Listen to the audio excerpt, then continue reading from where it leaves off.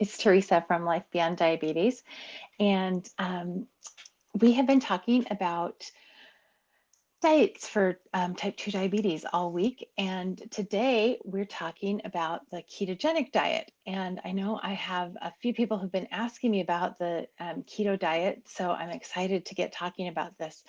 Might be a little bit longer today because there's a lot to talk about with keto diet. And I know I said that I was going to also be talking about paleo and Whole30. So I'm going to just briefly mention that I'm actually not going to talk about them today because they're kind of offshoots of keto diet that have some additional specific rules just about kind of food that you eat, only food that was around when cavemen were around. So if you have questions about that, you can contact me and I can give you some resources to look up. But I'm going to go into what keto diet is. Anyway, so basically what a ketogenic diet is it's extremely low carbohydrate diet. So it's between 20 and 40 grams of net carbohydrates per day. And some people even will say total carbohydrates, so that's even lower in carbs. Um, and what that does is that shifts your body out of burning sugar that you give it into burning fat as its primary fuel. And that's a pretty complicated physiological thing that's happening. And um, honestly, the science is pretty confusing. There's whole books about that. I'm going to recommend a book later in my talk today that you can. They do a really great job of describing it, so I'm not even going to try and describe it. I'm just going to say go listen to these guys. Um, but that's basically the goal of the ketogenic diet is to shift your body from a sugar burning machine into a fat burning machine. Um, that is done by eating extremely low carbohydrates and high fat. Um, and before we get into some more talk about the ketogenic diet, there's a couple safety issues that I want to address. There's two very important drug interactions that it's really important to know. One of them, particularly for people with diabetes, and one of those is a class of drug called SGLT2 inhibitors. So those drugs are in the US, they're sold under the brand names of Invokana, Jardiance, and Farxiga. They're also sold, some of those are in combination with metformin and Januvia. And they're drugs that have the Flozin at the end of their name. And the concern with those drugs is that if you were taking those drugs and you were doing a ketogenic diet, there is a very slight risk. It's rare, but it's significant enough that I'm mentioning it. There's a rare risk of diabetic ketoacidosis, and it's quite difficult to diagnose because it's a rare kind of ketoacidosis in that your blood sugar is not high when you have it. So it's very dangerous. It can actually lead to death. So it's something really, if you're taking one of these drugs, I do not want you to try a ketogenic diet. If you're interested in trying a ketogenic diet and you're on one of these drugs, talk to your medical provider, see if you can switch medications. But it's serious enough that even though I'm a huge proponent of the ketogenic diet, I want you not to be doing it if you're on one of those medications. Again, those are SGLT2 inhibitors, Invokana, Jardiance, and Farxiga, drugs that end in Flozin. And another less severe complication, but it's still a drug interaction, is the medication topiramate, also called Topamax in the US. And topiramate is a drug that's used for seizures, migraine headaches, and also sometimes used for weight loss. This is not as severe an interaction, but something that you do need to know and something that you can easily take care of.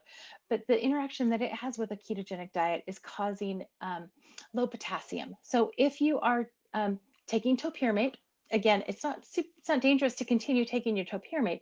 You just need to add a potassium supplement. And it doesn't need to be one of the big prescription potassium supplements. You can just take an over-the-counter potassium supplement while you're doing ketogenic diet. And for people doing ketogenic diets in general, I do recommend that they take a multivitamin just because it kind of, you may have heard of the keto flu. A multivitamin generally helps avoid the keto flu kind of with some of those electrolytes and vitamins. So those are some basics about safety and kind of just feeling better while you're doing keto diet. So now, one of the reasons that people talk a lot about keto, and one of the reasons that people have been saying, what are we going to, when are we going to talk about the keto diet, is that it's big right now. It's like a lot of people are talking about it as a fad diet, and because of that, it's really controversial. So, um, everywhere you look, people are talking about the keto diet, and it's on all the labels. It's right up there with gluten free and paleo and vegetarian, vegan. I don't think vegetarian and vegan and gluten free are fad diets, but keto is definitely really popular right now. And because of that, it's quite controversial. I will say that ketogenic diet has been around for about 100 years as treatment for epilepsy. So we have medically studied it. It is safe under most conditions. Um, and so that's one of the reasons it's gotten into the mainstream, and it's really a fad right now. That's one of the reasons it's controversial. Another reason it's pretty controversial is that some people are saying it's a cure for diabetes. And I'm not one of those people that says it's a cure for diabetes. I am one of those people that says that for a lot of people, a ketogenic diet can put their type 2 diabetes into remission. So the difference between a cure and remission is that remission acknowledges the fact that the disease doesn't completely go away. So if you're in remission, your disease is likely to come back at some point. So people with type 2 diabetes, even if they get their blood sugars down to normal and all the signs and symptoms of their diabetes go away, if they stop doing what they're doing, it's going to come back. And it's likely that they can put their diabetes completely into remission by maintaining their habits, the ketogenic diet. They can probably put it into remission for many, many years, but they probably can't keep it away forever by following a ketogenic diet. But again, still really worthwhile because you're definitely preventing a lot of the damage that you're doing to your body in the meantime. So that's another reason why it's really controversial. Um, Another reason that it's really controversial is that it is pretty much exactly the opposite. And hey, Drithel, I'm not sure I pronounced your name right. I'm going to get to cholesterol in just a minute. That's like the biggest controversy of it all. But anyway, the exact opposite of the conventional knowledge that we've been taught for the last half century of the way to have a healthy diet is to eat low fat, high carb.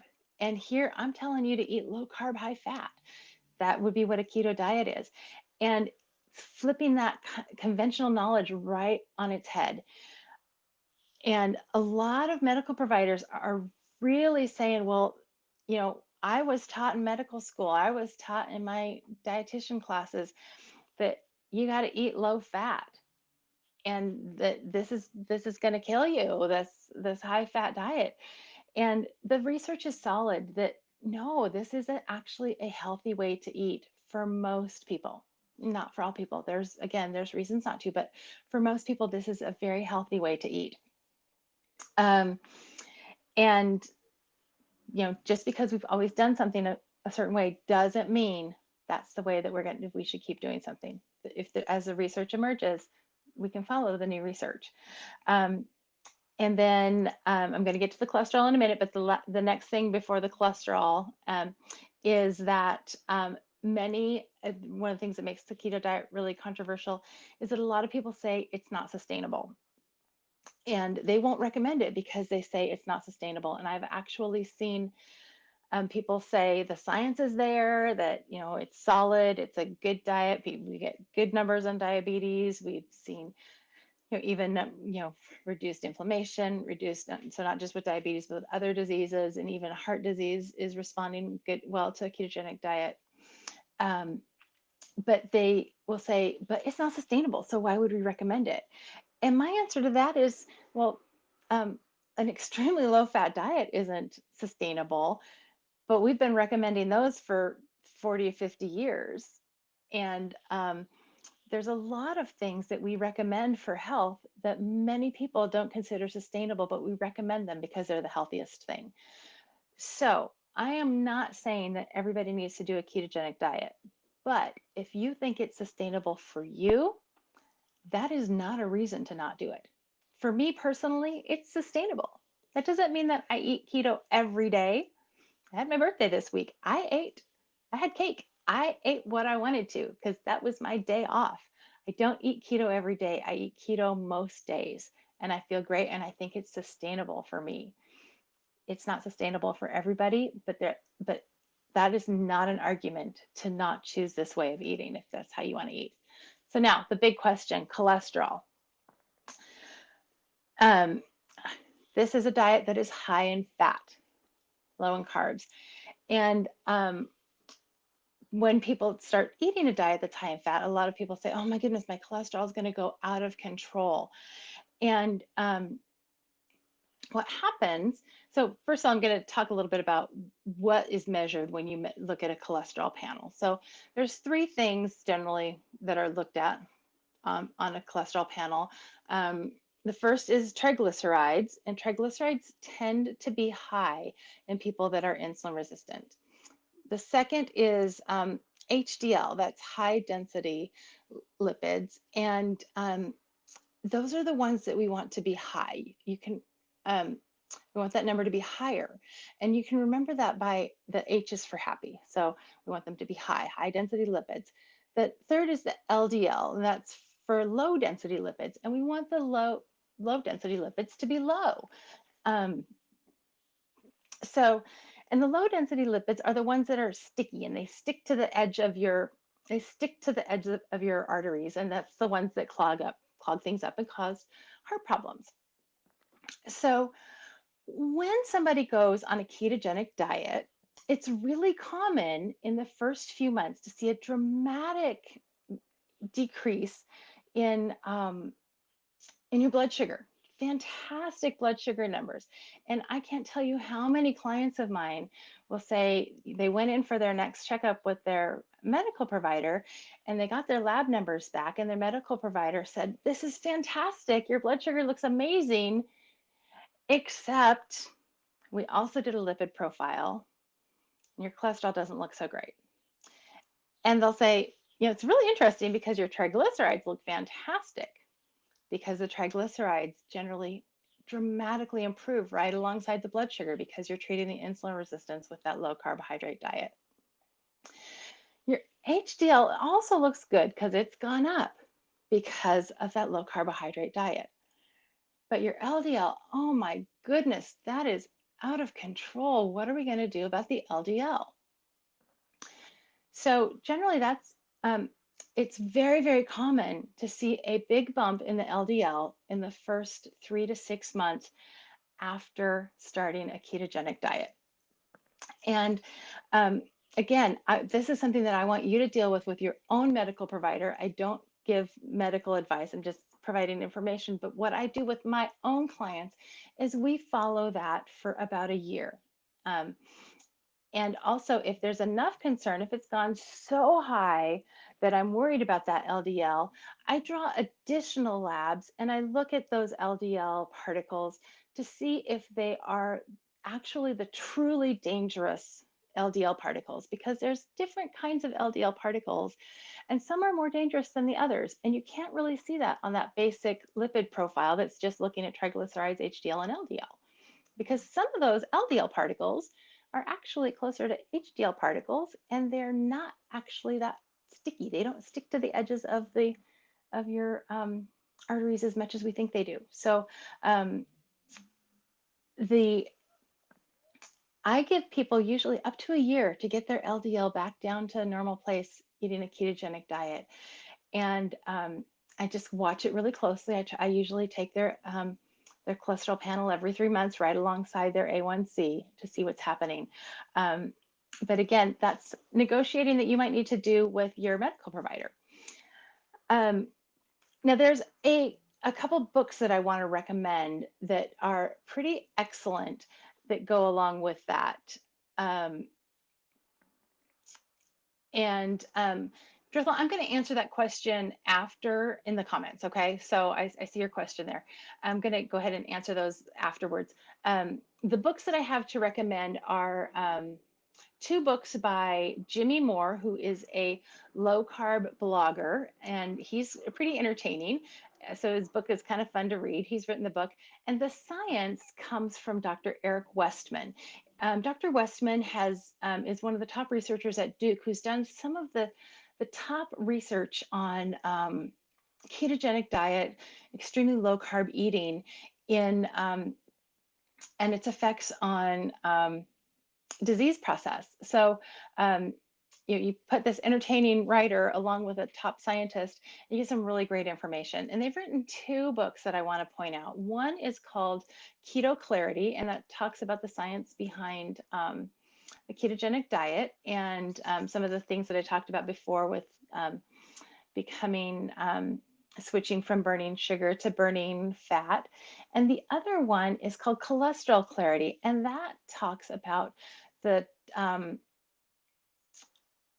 those three things I was talking about, the triglycerides, the HDL, and the LDL, and why we want to give time to follow those. And that might be something that if your medical provider has some concerns about your your current numbers, you could then take that book, do some research, take that book to your provider and say, hey, can we talk about this? Can we look at let's together make a decision. That's a really great opportunity to have some collaboration with your medical provider. So, and actually, Drithel, I will look at your thing. Flour considered to have a lot of LDL cholesterol. So, LDL cholesterol is not actually something that we get specifically from the kind of food that we eat. Um, cholesterol is something that we make in our own bodies.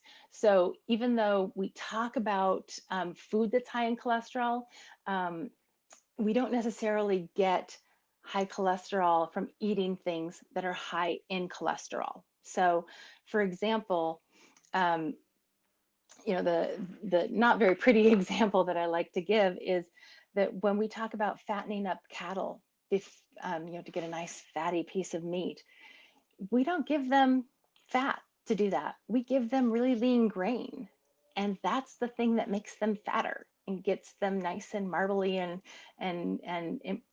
actually increases the cholesterol in their bodies. So that happens in our bodies too. So um, when we give ourselves more carbohydrates, that's where the cholesterol comes from. So the theory behind increasing our LDL, what's probably happening is as we're starting to release the fat from our fat cells, the LDL is being released into our bloodstream. So that is more likely where that short-term bump of increase is coming in that first 3 to 6 months, sometimes up to a year. But anyway, so that's ketogenic diet. Also, I'm going to put in the description a link to one of my favorite cookbooks for ketogenic diet, and I have a 7-day meal plan that is I've got a link to that you can just click on and download the. Again, no thinking about it. You can just download that and do that. Um, and I think that is about it on the ketogenic diet. If you have any questions, do continue to comment here or send me a direct message. Happy to answer any questions. Tomorrow, and actually for this weekend, I'm going to be in a conference all weekend. I will be continuing to post every day at 2:30, but I probably will not be live because it'll depend on what the conference schedule is like if I'm able to be live. So I'm going to have something here every day, but it likely won't be live. And unfortunately, I will not be cooking on Saturday because of the conference, but I'll try and get a cooking day in next week. So I will see you all, or you will all see me tomorrow at 2:30. Have a great weekend. Bye.